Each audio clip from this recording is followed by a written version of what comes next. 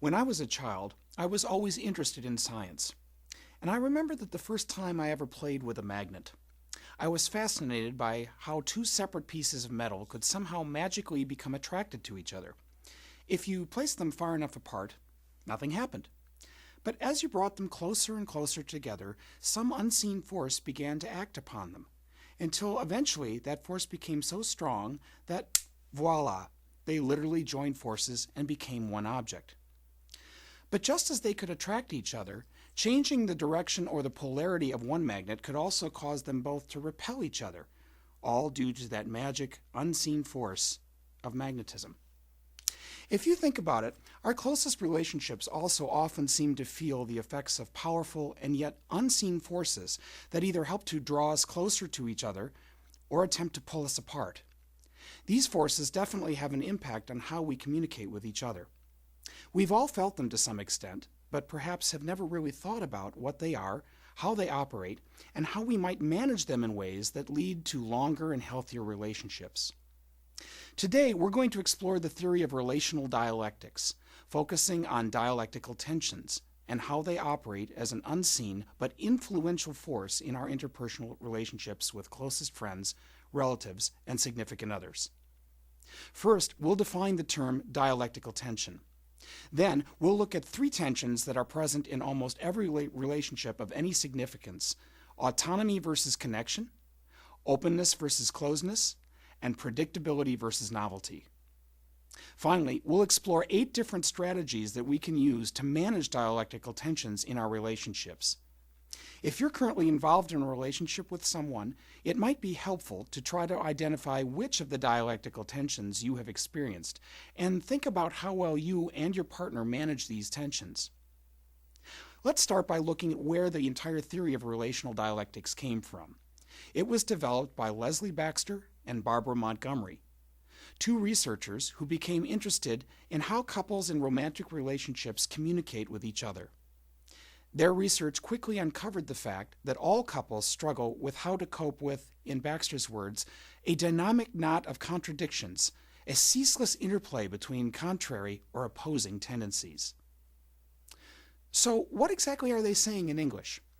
Corey Floyd, the author of Interpersonal Communication, The Whole Story, defines it this way, quote, "Dialectic refers to conflicts between two important but opposing needs or desires," end quote. Think of it this way. What happens when you play tug of war? Well, you stand at one end of the rope, right, and you pull in your direction, and the other person stands on their end of the rope, and they pull in their direction. Assuming you're both of equal strength and determination, that rope remains taut and fairly stationary. You and your partner still remain connected to each other via that rope, even though you're pulling in opposite directions. You can still clearly feel the tension on the rope as you each try to go in your opposite directions. Now, through careful research and several years of interviews and observations, Baxter and Montgomery identified 3 primary dialectical tensions. Let's take a look at each one in turn. The first dialectical tension that they uncovered was the conflict between autonomy on one hand and connection on the other. Autonomy is the need to be your own person.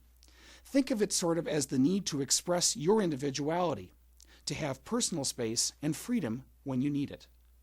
Baxter and Montgomery see this connection as the need to be close to others. We might relate this to something we have talked about earlier in the course, the need for affection, inclusion, and control. Communication plays a critical role in helping us to form bonds with our family, with friends and significant others.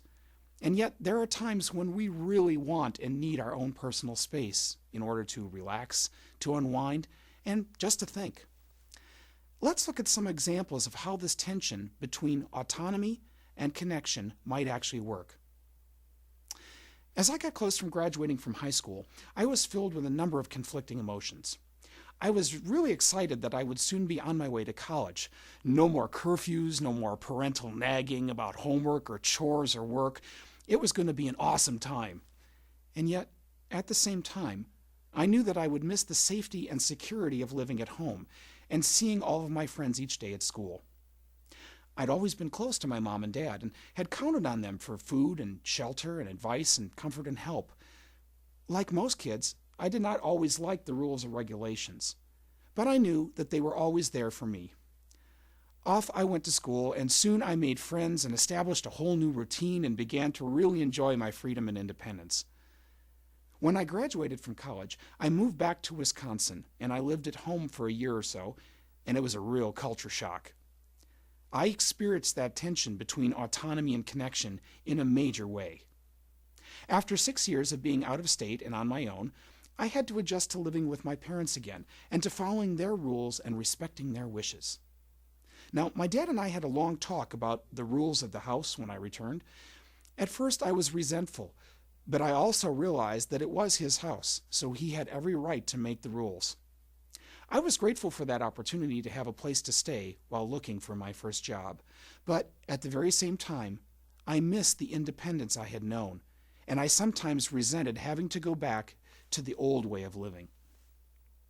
Here's a second example of autonomy versus connection. Do you remember the first time that you ever seriously started dating someone? Usually, we're eager to learn all that we can about this new person in our life, so we will try to be with them all the time. We'll see them between classes, we'll call them, we'll text them, we go out on the weekends together. Generally, we try to stay as connected as possible with them. But sometimes we get so focused on our new interest that we lose touch with all of our other friends and relatives.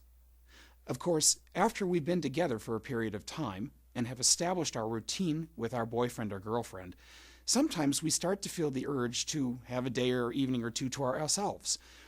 It isn't that we don't want to be with the other person. It's more that, as the old saying goes, a bit of absence makes the heart grow fonder. So after 10 months of 7 by 24 hours of contact with them, we might actually choose to take a Friday night off and go out with the old gang or catch up on all the news we've missed. Perhaps we might feel a little guilty because we still wanted to be with our significant other. But we also need time with our friends. So far, we've looked at autonomy versus connection, the first of the dialectical tensions. The second dialectical tension I'd like to explore with you is that which Baxter and Montgomery identified as the conflict between openness and closedness. In the text Interpersonal Communication, the Whole Story, author Corey Floyd defines openness as disclosure and honesty, and closeness as keeping certain facts, thoughts, or ideas to yourself. Here are 3 examples of this particular tension. Suppose that you've been dating someone who has 6 brothers and 2 sisters. Your significant other is extremely tight with all of her siblings and is closest to 2 of her sisters. And she thinks the world of her oldest sister, Tanya, who she completely idolizes. You've been over to your girlfriend's house several times, and generally you like everyone in the family except her sister, Tanya. Now, you think she is self-centered and egotistical and possibly even very opinionated.